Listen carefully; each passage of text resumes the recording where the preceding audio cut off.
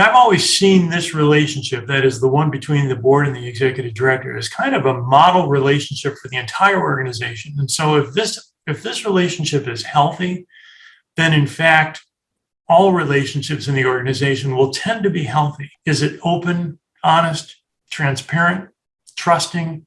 If you see those characteristics in this relationship, we'll see that in all the other relationships in the board and in the organization itself.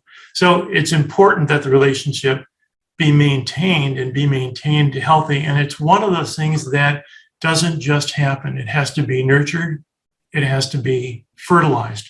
An executive director that I was working with found that, in fact, some of her board members were, we'll say, were undereducated related to what the organization was doing and accomplishing. And so we talked about how to kind of solve that. And this is an organization that, like some others, met quarterly. Their board meetings were quarterly. As a result, there was a lot of out of sight, out of mind on both sides. And so we actually designed a newsletter that the executive director prepared each month and sent to each of the board members to keep them updated on things. Now, I would say that the typical organization may not need something that's that formal, but the coach can be a great reminder about these types of things. You know, in that famous that quadrant matrix, the Eisenhower matrix, where you put in activities that are urgent or important. Coaches are great at being able to focus on the important. And so that is really critical for anybody in a leadership role, especially an executive director. There are signs on the board side where we find that they don't feel connected to the organization, that they misunderstand what the organization is trying to do, that they are always questioning what's happening within the organization. And certainly on the executive director side, you do get the sense every once in a while, if you are having these monthly conversations with an executive director, that there is a disconnect. There isn't the benefit of the doubt going with the board, and there isn't an attempt to try to communicate with the board as well as should be done. So you can tell that the relationship is hurting, much like you're talking to a friend about another friend. You know, you can get a sense that, in fact, there are some words that are not being spoken between the executive director and the board, and you kind of need to figure out why.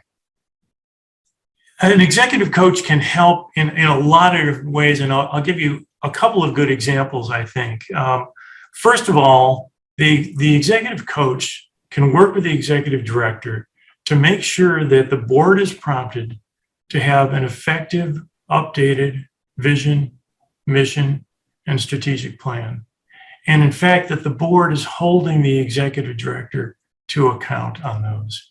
So the executive coach can, in fact, have discussions with the executive director to say, here is how to start those conversations with the board and to carry them on to make sure that we do wind up with an effective and updated vision, mission, and strategic plan. The other thing that we find that's a shortage in some organizations is that there aren't really good communications going on from the board to the executive director about their performance, frankly. And so, you know, when was the last time you had a performance review would be a great question. And as we probably all know, in being managers and leaders, those performance reviews should be going on all the time.